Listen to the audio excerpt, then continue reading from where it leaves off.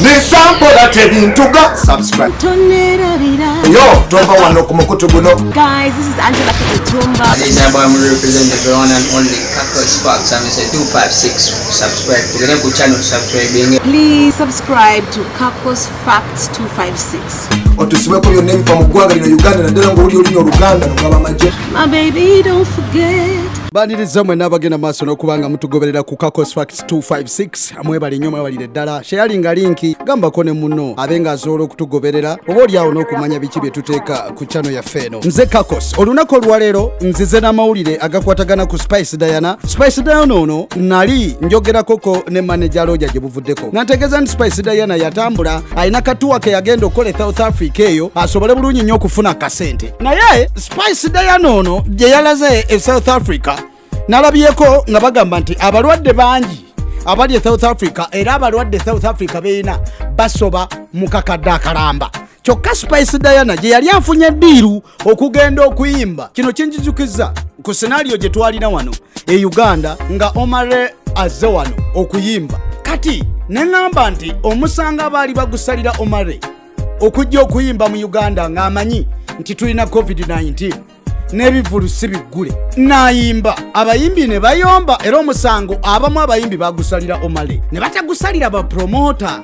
Kati Spice Diana bwe yafunye ddiiru nga naye akimanye South Africa waliyo COVID yali nnye n'agenda ayimbe South Africa ebyembi ba promoter abategese ne basazaamu tuwaye eye South Africa era Spice Diana ku mukutu gwe ogwa Facebook n'avaayo nga yeetondera abawagizi be e Durban ne Cape Town gye yali alina okugenda okuyimba ng'agamba mu musaasire ku lw'aba promoter abatali organized akozesa ekigambo disorganized promoters naga nti lwanaaba akomawo ajja kuba akomawo ng'afunye ddiiru ne ba organizer abali organized ba promoter. Kale nno wano Spice Diana yavumye oba olyawo n'okuyisaamu ekitiibwa ba promoter ababadde bamututte South Africa. Oluusi okuvuma omuntu olw'okuba temukkiriziganyizza si kyekiba ekikulu kuba COVID agenda kuvaawo. Ba promoter Spice Diana ojja kuba obeetaaga promoter omwetaaga gwe ng'omuyimbi kwagala butayagala muba mulina kutuula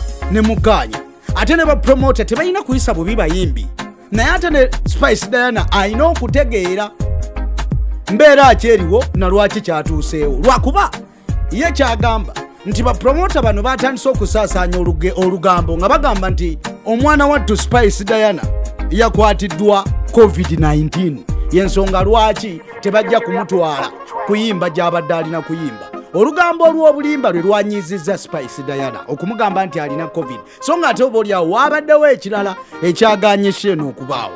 Kale nno ŋŋamba mukkiriziganye okukola obulimba ku muntu kikyamu naddala omuntu okuvaayo okumuwaayiriza nti alina COVID kiba kiregeeza nti bw'anaakomawo wano Spice Diana tomanye gavumenti eyinza n'okumutwala mu quarantine okumala ennaku 14 bamwekebejja oba alina COVID oba nedda ebintu bye biwanvuwe so bwe biba nga lwabadde lugambo ekyo kikyamu bwe kiba nga kyabadde kituufu Spice Diana akkirize bamukebere bamuteekere mu quarantine obulamu bwe kye kisinga okusinga okugenda okuyimbira abawagizi be. Kale nno ensonga eyo nagitunuulidde ne ŋŋamba twetaaga okumanya nti oba oliawo Omale teyalina buzibu naye ba promoter abaaliwo ne ba organizer oba oliawo be baalina obuzibu kuba ye yali akola mulimu gwe ne Spice Diana yagenze kukola mulimu gwe South Africa naye lwakuba ebintu byamuguddeko bugwi bwe bityo n'atasobola kutuukiriza kyekyo ekyabadde kimutwala. Omuyimbi gwe bayita Easy eyayimba Tumbiza Sound alabiseeko eri akakiiko akavunaanyizibwa ku biweerezebwa ku mpewo oba ebyo ebirabibwa aka UCC kayite Uganda Communication Commission.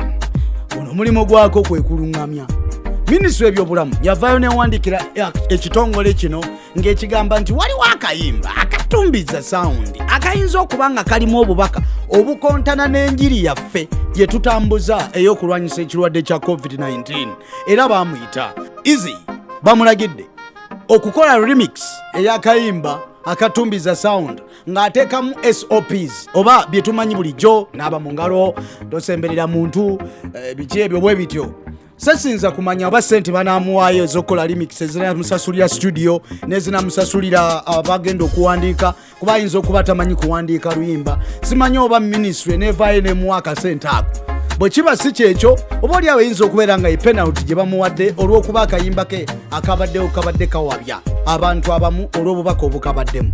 Kale nno simanyi oba bamuwaddeyo ne kaddiiri, tuyinza okuba tuli eno nga bamuwadde akasente ng'agenda kukola remix ku kasente, naye baba tebamuwadde, then waliwo question mark awo. Lwaki baba tebamuwa kasente ate okumulagira okukola remix mu kayimba ke ng'omuntu? Naye tujja kwongera okunoonyereza ku nsonga eyo, oba oli awo n'okutuukirira omuyimbi yennyini, lwaki sibasibula? Mukama akuume, mbagaliza bisima byereere n'okuyingira omwaka omujja ogwakabi ng'olaba Kakos Facts 256 mazima mereere.